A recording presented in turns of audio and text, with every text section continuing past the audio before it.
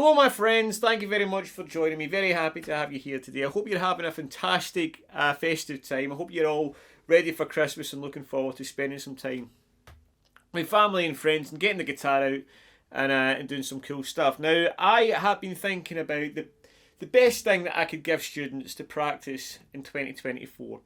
And I don't really need to think about it, right? There's this one thing that I teach all my students this, and it seems to be an eye-opener for most people. It was for me. Nobody taught me this. I just kind of figured this thing out. I call it the magic box. And it's a great thing to practice because I talk about a lot that bridging the gap as an online learner, as an online guitarist, to a guitar player, alright? I get this impression that a lot of people feel like they are a guitar imposter, right? When you're learning online. When you see real guitarists playing guitar, you feel like there's a big gap, right? You feel like they learn the traditional way, so there's so much that you need to do to get there, all right? And most people are stuck in the copying phase, which means they just copy songs online, they copy licks, which is fine. But what I teach is to help students become expressive in the guitar, become guitar players, which means they can pick up the guitar and they can just play stuff. Alright, they can just find chords, find licks all over the fretboard. And there's a system that I use to help do that. And one of the things that I teach is this magic box thing. So what I want you to do, get your guitar up, roll the sleeves up, and we're going to look at this box. Okay, so we're going to be playing in the key of G, and we're all going to be focused on this part of the neck.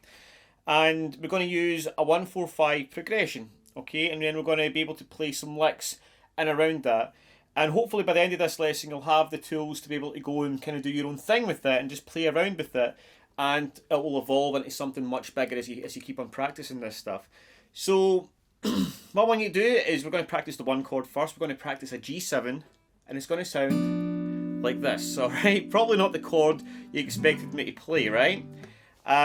This is bar chord friendly. Okay, so we're just using little triad shapes here. So the way I want you to think about this is playing a D shape. Okay, but playing it from the D string on the 3rd fret. That way it's kind of easy. You should already built up the muscle memory for this shape. If you just move it up a string and across, this is a G7, right? So we've got 3 from the D string, 4 on the G, and 3 on the B. And this is just a triad version of this bigger shape, right? The bigger bar chord that we have right here. Alright? G7. And I want you to practice sliding into that, a real kind of bluesy feel there, kind of jazzy as well, right? So that's our 1 chord, right? Our 4 chord is going to be a C7, which we're going to play like a B7, alright, but on the 3rd fret. Okay, so we've got 3, 2, 3 from the A string. And then our 5 chord is going to be the same shape, but on the 5th fret, and that's going to be our D7, right? Which is 5, 4, 5. Now I'm not going to be playing the other open strings with this. You can use a pick, but what I'm doing to keep things neat and tidy, because I can be a little bit sloppy, is I'm just using my fingers, right? I'm just pinching these strings. So I've got my thumb on the bass note and my index and 3rd finger on the strings underneath. And I'm just like that, right?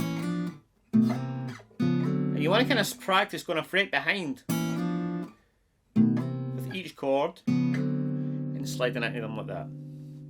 Okay, so that's us got our shapes down, right? We've got our 1, our G7, our 4 chord, our C7, and our 5 chord, our D7. Alright?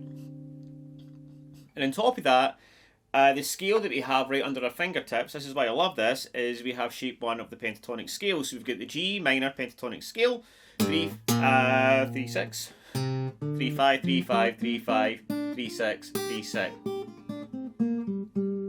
Alright? Alright, so right there you can see that by practicing these shapes and practicing a few licks within the scales, you can start to build some vocabulary. Play a chord and then play a lick, and then build a progression around that system. So what I'm going to do with you now is share 3 ideas. Rather than let you make up your own vocabulary, 3 ideas to work with that are, I guess you could call them moves. that you can adjust yourself to then create some vocabulary, licks, whatever you want to call it. So you'll get what I mean in a minute. Let's deal with idea number 1 first, right? Which is going to sound something like that. Alright, which is using these 2 middle strings on the pentatonic scale, right? So we've got 3, 5, 3, 5, right? We're going to hammer on there. I love these little hammer-ons and pull-offs in this position. 3, 5, and then hammer on 3 to 5 and pull off. You can just bar these strings actually, the 2 strings, so you don't need to move this finger. Back to 5, and this is the root, that's important to mention, that's the G. Alright. Then back to 3, and then a little hammer on as well, bring me back to the root. Alright, that's idea number 1. Idea number 2 is going to be something a little bit more simple. Something like that. Alright, using that bend here on the G string, and you can't really go wrong here because you've got the blue note here and you've got the D note here, right? Another note of the scale, okay? So, bending this note up, you can't really go off pitch, right? And then here you've got the bend up to the from the minor to major third, which also sounds kind of bluesy. On the 3rd fret. And then a 5 on the D. Now, I'm also kind of pinging these notes, alright? Which I like to do with my fingers as well. So it gives it that kind of edge. So it's not.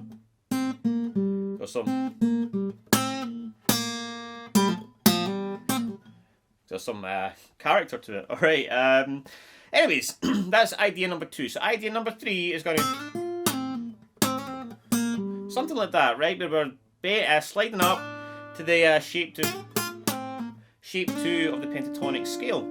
Alright, so you get this little box here, which is the bottom of shape 2, which slides back into shape 1. And this is just a great little spot, right? It's used all the time. I use this all the time. Alright, you see Clapton, Hendrix, John Mayer, they all use this little spot. Everybody uses it. It's a great spot, right? So we slide from 5 to 7 on the G, middle finger on the B on the 6, slide back down, back to 3, and then 5. That's the basic move. Alright, you can slide up there, spend a little bit more time in that little bug. So something like that, right? And don't screw up like I did. But anyways, you just practice these little moves. You can also do a little double stop. You get that little blue note, slide in and out.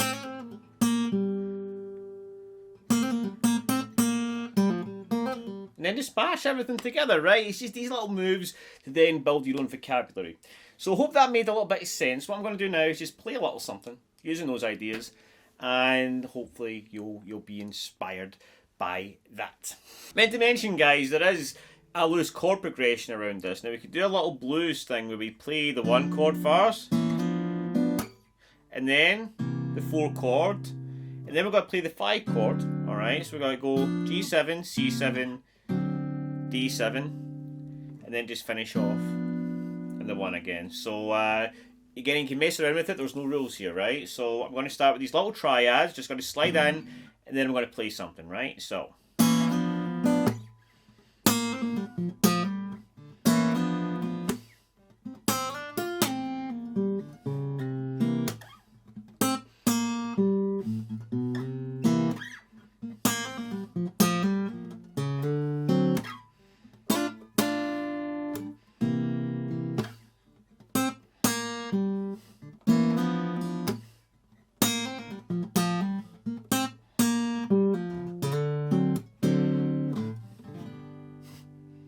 I didn't really stick to the chord progression, right? But again, I just felt it. I was just playing chords and playing licks, not really thinking too much about it. And that's where we want to get to, right? Where we can just pick up and play. So I hope you enjoyed that, guys. I hope that made sense. Again, if you like that kind of style, if you want to learn more of that kind of stuff, courses, I've got my program where I deal with students one-on-one, and I help them become the guitar players that they want to be. So I've got some space in 2024. You can apply for that below, book a call with me. or just check out my courses. Alright, so take it easy, guys. I hope you have a great Christmas, and I'll see you soon.